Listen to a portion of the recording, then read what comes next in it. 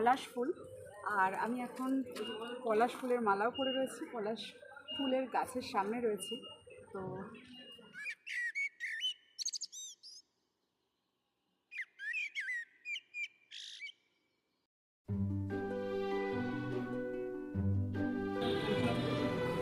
এই দেখো কত পলাশ ফুল এখানে পড়ে আছে, ওদেরকে দেখালাম। টাটকা পলাশ, এই দেখো তোমার অরেঞ্জ কালারের পলাশ ফুল।